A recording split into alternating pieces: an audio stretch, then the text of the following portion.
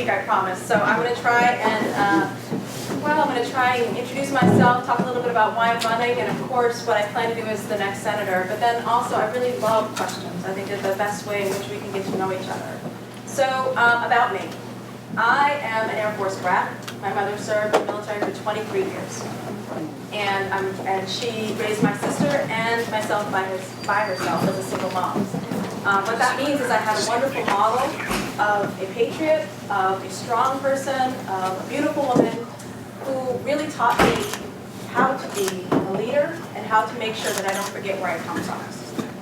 So where I come from is kind of all over the world, being in the military. But most recently, I guess where I went to high school is in a small town in Green, Michigan, in the Upper Peninsula. For those of you who don't know the Upper Peninsula, you probably call it Canada. It's the part of Michigan that juts out from Wisconsin. Two populations there, Italians and Finns. That's it. Small town, 2,000 people. And so when my mom retired there, finding a job was not the easiest thing to do. So she had to find two of them. 2 minimum wage jobs, making $5.15 an hour each one. That's about 80 hours a week in order for her to help pay rent and feed my sister and I also had to get a job, and so did my sister. So we would pull our money together and we would pay our bills. And I learned how incredibly difficult it is. It was so upsetting as a kid to watch someone work that hard, miss my basketball games, miss the PTA games, but to see someone having to work that hard and then still coming up short. I wanted new shoes, I wanted nice things. And my mother would say, we just don't have money for that. We just don't have it. And it was hard to understand that you can work that hard and still not be able to have those things. And that touched me a great deal. And now that small town, when you're the only two black kids in the high school, you tend to stick out. Not only were we the only two black kids, but my sister and I are a set of twins. So you stick out, plus everyone confuses you, calls me by my sister's name. So you always feel like everyone's watching you. And when my mother was between jobs, we passed through some very difficult times. And my mom went to the church group and we prayed about it. And suddenly in our mailbox, we began to receive envelopes. They were filled with cash, and they were signed by your guardian angel.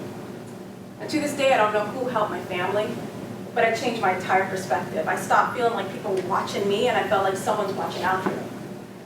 And I knew at that point, I wanted to do that for somebody else. I wanted to be someone else's guardian angel. And that's what I get to do today. I work in legal services. I'm an attorney. I've been an attorney for 10 years. And what I do every day is represent some of the hardest working people in the district. My clients come from Cambridge, some come from Winthrop, most come from Boston and Chelsea. They're hardworking individuals who in many cases had no other place to go. Many of them don't speak English. Many of them themselves are like my mom, single moms trying to struggle and make it. They were fired because they're pregnant. They're fired due to discrimination. They were told that they are not going to get paid, all sorts of things. And a lot of my clients are now human trafficking survivors. Brought here, lied to, had their documents taken from them, and then suffering both sexual and labor exploitation.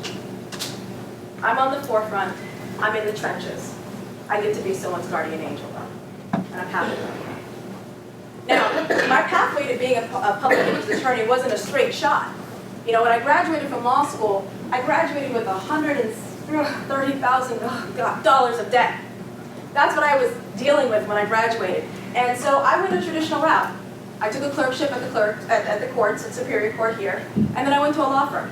So I have a corporate law kind of practice. And then in 2009, I lost that because, well, like many other people, we lost our jobs in 2009. And instead of calling my mom, when I agreed to call my mom and tell her, Mom, you don't have to work anymore. That was all I wanted to do. Pay off my debt and tell my mom she doesn't have to work anymore. And instead, I had to call my mom and say, I don't have a job anymore. But she taught me how to get back up and keep moving. And that's what I did. I ended up finding myself, literally and figuratively, at an immigrant worker center. I began to volunteer there. The first day I got there were 30 cases. People who had been paid, people suffered injuries on the job, none of them could speak English. They were dealing with a lot of things that first-generation immigrants deal with. And they only went to the center because they didn't know anybody else. And I began to take on those cases. I also began to learn Portuguese. I know, I also began to learn Portuguese. So now I speak Portuguese. And I began to represent a lot of domestic workers. Those are your house cleaners, your care workers, your nannies. And unlike with the other workers, when I would go to court with them, I couldn't get relief because they were not considered working under our legal system. So we had to form a movement. The Massachusetts Coalition for Domestic Workers formed in December 2010. I was one of the founding members. And what we ended up doing is building a movement in 3 years. We brought on employers, we brought on labor, we brought on faith groups, we brought on a huge community and built a coalition that could not be ignored. And we brought change to the State House. We introduced, with our lead sponsor, Mike Moran, the Domestic Worker Bill of Rights in January 2013. And in June of 2014, it became the law in Massachusetts. Now that's sweeping, progressive, unapologetic, inclusive legislation that was pushed by poor working women, immigrants, people of color, labor, faith groups, and their employers. And I'm so proud to have built that coalition. So yes, we have people being able to help pass that law, but trust me, that was put there because of the change that was brought to the State House. And that's what I'll be as your senator. I'll be the change that comes to the State House. Because I don't believe change really comes from within the State House. This is not a knock to anyone, but that's just telling you who I am and how I'll lead and what I feel I'll be able to bring. You know? And so ultimately, I'm very happy and honored to have been, considered 2015 Bostonian of the Year, but that was for my work, organizing and working with and in human trafficking. I went back and got my second law degree in taxes because my practice has changed to being strictly anti-poverty and helping people build their own businesses. People who are formerly incarcerated specifically are who I'm concentrating on, making sure that they don't end up in the same system that has spit them out. Working with immigrants and low-wage women workers to make sure that they can open up their businesses. So that's why I went back to school. So that's kind of me in a nutshell. I'd love to get some questions, and I'll talk a little bit more about kind of policy ideas through those questions. Okay?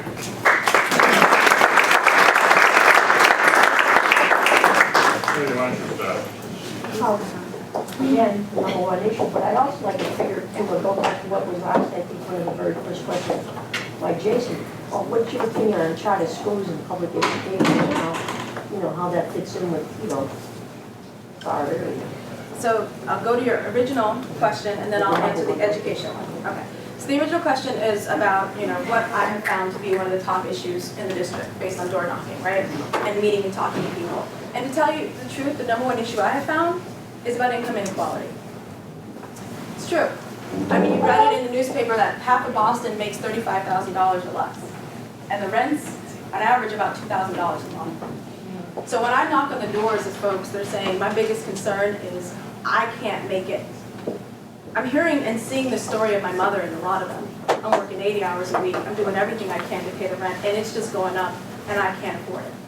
Now that's maybe in some areas, but in other parts of areas, it's with affluent areas, the question is still about income inequality because they're concerned about the future that their children will be able to have.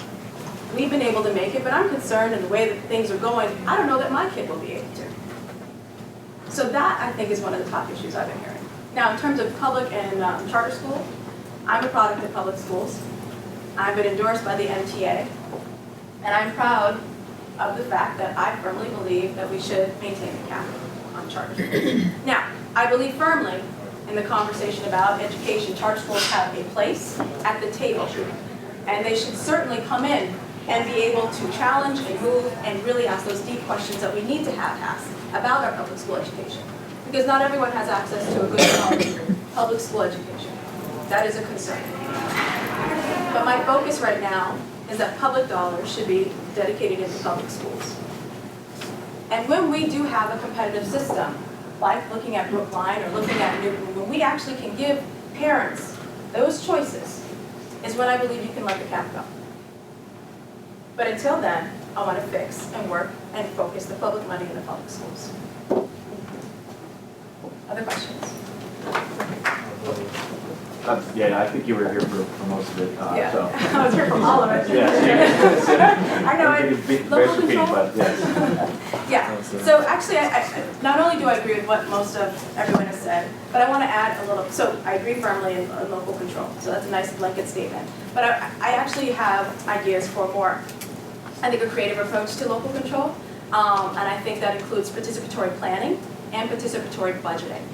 For those of you who don't know about participatory budgeting, especially, that's a model that we have in Cambridgeport, and actually we adopted one here locally in Boston. And what that does is literally set aside funds for the public to vote on in an open, kind of election to decide where it's going to go. So in Cambridge, it was $600,000. It was decided, where are we going to put $600,000? They allowed everyone to vote who was actually a resident, so they went as low as 12 years old.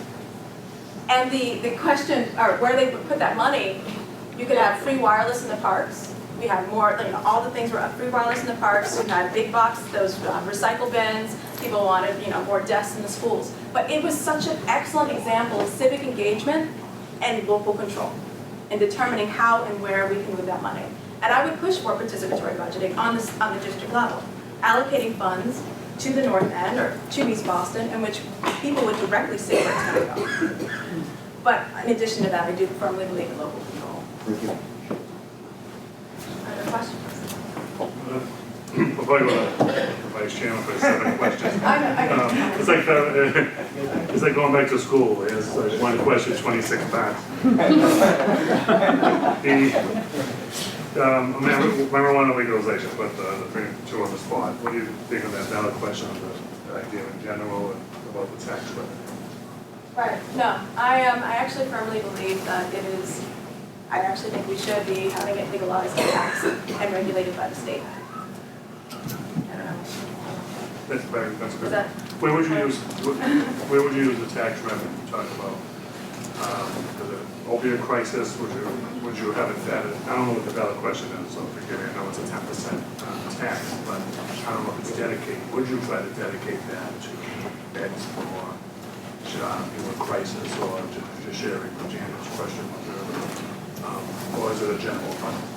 no, I think in general with alcohol, with gambling, or with the lottery tickets, or just looking at, I guess they call them price taxes or things like that, I think that I would have them directly invested in actually trying to help us with addiction, as you mentioned, and ensuring that we actually have a fund set aside to make sure that when people who have not been able to control or be able to move out of their addiction, that they know that there's extra beds, there's extra funding, there's extra housing available to them, and it's funded by those activities.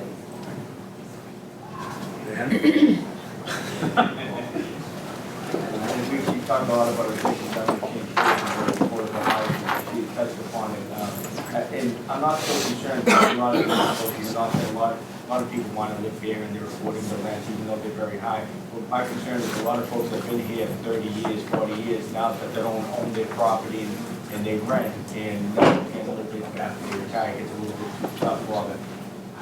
How would you address the problem of people who want to stay in the neighborhood for affordable housing for our elderly?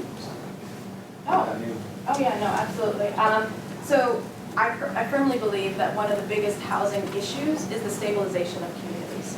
And just I want to talk a little bit about that because one of the biggest concerns I find in East Boston or throughout the district is that you can be part of a community, helping to build it, clean it up, be part of a PTA, and make it an attractive place for a lot of people to move in. And then you find yourself not being able to afford the community that you just made so attractive that everyone now is coming out to it. So I think that that's what we're dealing with throughout the district. And in terms of making sure that we have affordable housing units for seniors, I mean, I would look at just drawing on my tax kind of background and my degree, I would push for major tax credits. And ensuring that even if you are a renter, that you get a relief in your taxes, and local taxes at least, to assure that you can stay in your home. I think that that's one of the biggest ways is to incentivize and not necessarily push, not necessarily punish people who have property owners. I'm a landlord, for example. And the first thing I have a unit that helps pay the mortgage, and I have a unit of the person who's been there the longest, so her rent is staying the same, right? So I understand both perspectives. I fight for tenants' rights. At the same time, I'm a landlord, and my mortgage is paid by individuals. And so I think that if there was incentives that would incentivize me to ensure that I could maintain a low rent, right, then I would push for those ideas.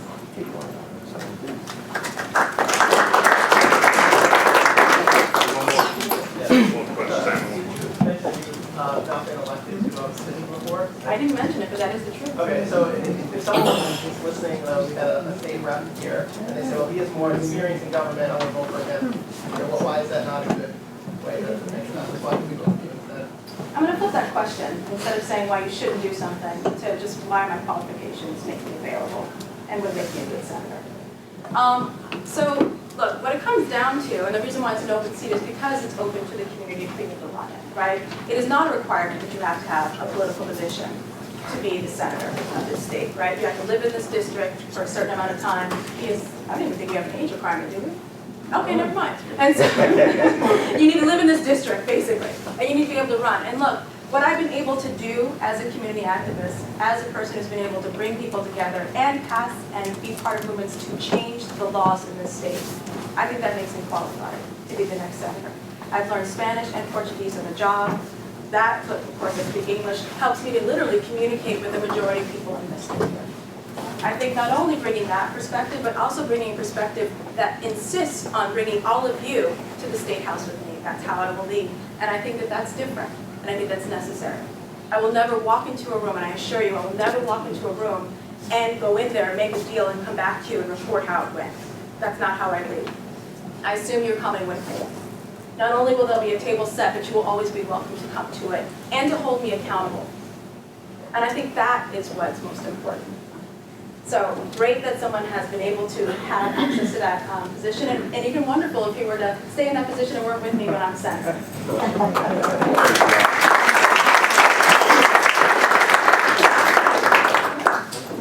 10 seconds. 10 seconds? Okay.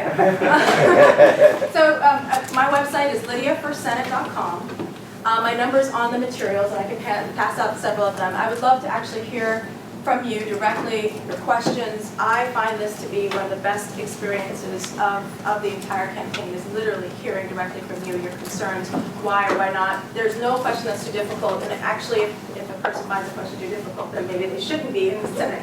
But I love this, and thank you so much for staying this long. I know you must be all exhausted, and I really appreciate this. Again, April 12th, I hope you'll make a decision to bring change to the State House, and I hope that you will make that decision to vote for me.